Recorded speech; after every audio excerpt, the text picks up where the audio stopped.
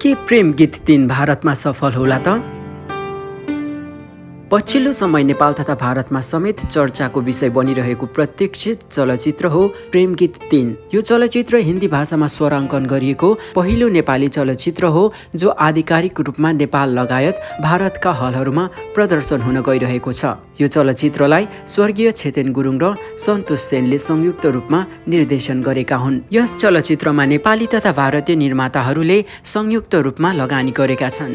यो चलचित्र यसको अघिल्ला 2 श्रृङ्खलाहरू जस्तै सफल हुने अपेक्षा गरिएको मात्र छैन, बरु त यसले नेपाली चलचित्रलाई एउटा नयाँ उचाइमा पुर्याउने समेत आशा राखिएको छ। नेपाली इन्टरनेट प्रयोगकर्ताहरू अहिले फेसबुकदेखि युट्युबसम्म जताततै यस चलचित्रको चर्चा र प्रशंसा गर्न व्यस्त देखिएका छन्। हुन पनि चलचित्र निर्माण समूहले यसको प्रचार प्रसारमा कुनै कमी गरेको छैन। नेपालदेखि भारतसम्मै यसको प्रचारमा निर्माण टिमले पर्याप्त खर्च गरिरहेको स्पष्ट रूपमा देख्न सकिन्छ। यस्तोमा अब चलचित्रले कस्तो व्यापार गर्छ भन्ने कुराले निर्माता निर्देशकलाई मात्र नभएर समग्र नेपाली सिनेमा जगत र मनोरञ्जन उद्योगको भविष्यमा प्रभाव पार्ने निश्चित छ। त के चलचित्र प्रेम गीत 3 अपेक्षित रूपमा सफल होला त? यसको सम्भावना कति छ? यसबारे सोलाजको एक सामग्री। चुनौती र सम्भावना। अहिले भारतमा बलिउडका कैयौँ चलचित्रहरू ब्वाइकट अर्थात् बहिष्करणको शिकार बनिरहेका छन्। स्थानीय मुद्दाहरूलाई उठाउन नसकेको, हिन्दू धर्मको अपमान गरी विदेशी संस्कृतिलाई बढावा दिएको बलिउडलाई आरोप लाग्ने गरेको छ। साथै बलिउडको हालको अवस्थाको कारण यहाँभित्र रहेको नेपोटिजम अर्थात् नातावाद परिवारवाद हो भनेर समेत औल्याइने गरेको छ। सन् 2020मा बलिउड अभिनेता सुशान्त सिंह राजपूतको आत्महत्या प्रकरणले बलिउडको यो पक्षलाई चरम विवादको केन्द्रमा ल्याएको थियो। यी विविध कारणहरूले अहिले भारतमा बलिउड बहिष्करण उत्कर्षमा रहेको छ। बलिउडमा हालको यो समयलाई बहिष्करण अवधि समेत बताउन थालिएको छ। यस्तोमा प्रेम गीत 3 का लागि नेपाली चलचित्रको बजारलाई भारतमा विस्तार गर्ने यो एक राम्रो अवसर बन्न सक्छ।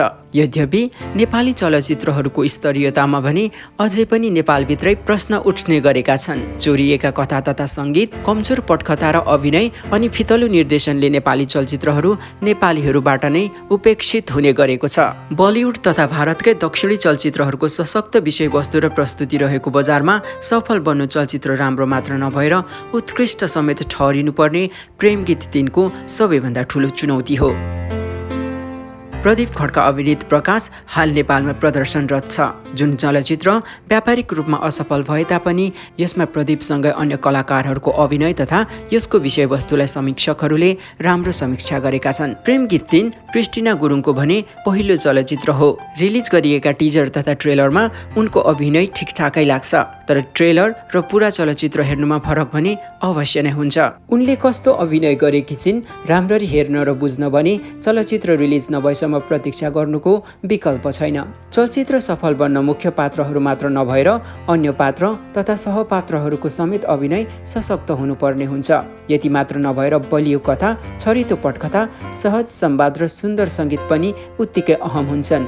अहिलेसम्म रिलिज गरिएका प्रेम गीत 3 को नेपाली तथा हिन्दी दुवै भाषाका गीतहरूले राम्रो प्रशंसा बटुलिरहेका छन्। हिन्दी भाषाका गीतहरूलाई जी म्युजिक कम्पनीले रिलिज गरेको छ, जसमा हाल बलिउडका चर्चित गायकहरू जुबिन नौटियाल, पालक मुन्चाल, अङ्कित तिवारी, देव नेगी र लोकप्रिय गायक राहत फतेह अली खानले समेत स्वर दिएका छन्। एउटा गीतको सङ्गीत संयोजन इन्डियन आइडलका विजेता पवनदीप राजनले समेत गरेका छन्।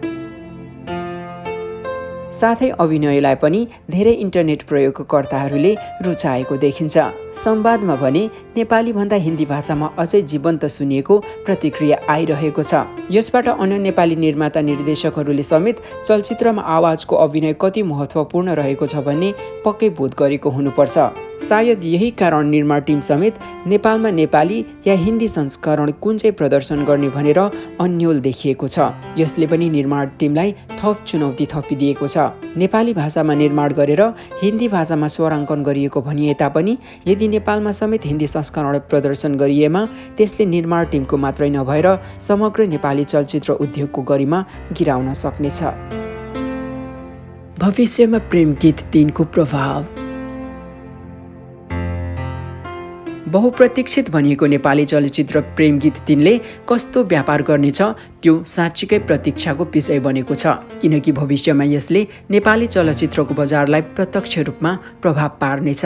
नेपाली कलाकारहरूले मात्र नभएर भारतीय कलाकारहरूले समेत यसको प्रशंसा गरिरहेका छन्, जसले नेपाली चलचित्र उद्योगमा एउटा आशा तरङ्गित गरेको छ।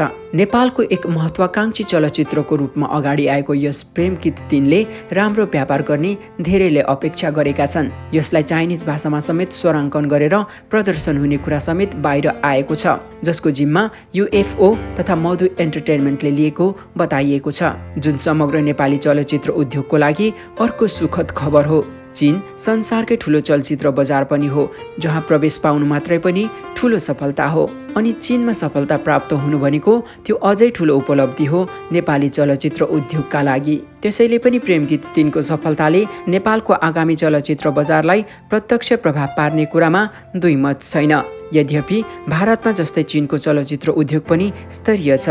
उत्कृष्ट अभिनय, समय सापेक्ष कथावस्तु, प्रविधिको व्यापक प्रयोग चिनिया चलचित्रहरूको पहिचान हो। चिनिया चलचित्रहरूले पछिल्लो समय हलिउड जत्तिकै स्तरीय चलचित्रहरू निर्माण गरिरहेका छन्। यस्तोमा चीनमा सफल बन्नु पनि प्रेम गीत 3लाई ठुलो चुनौतीको रूपमा रहेको छ। यस्तै गरेर यो चलचित्रलाई अन्तर्राष्ट्रिय OTT प्लेटफर्म अमेजन प्राइम भिडियोमा पनि रिलिज गरिने बताइएको छ। अहिलेसम्म कुनै पनि नेपाली चलचित्रहरू अन्तर्राष्ट्रिय OTT प्लेटफर्ममा रिलिज भएका छैनन्। त्यहाँ राम्रो भ्युज पाउनु पनि प्रेम गीत 3का लागि चुनौती बन्न सक्छ, किनकि त्यहाँ विश्वभरिका उत्कृष्ट चलचित्रहरू रिलिज हुने गरेका छन्।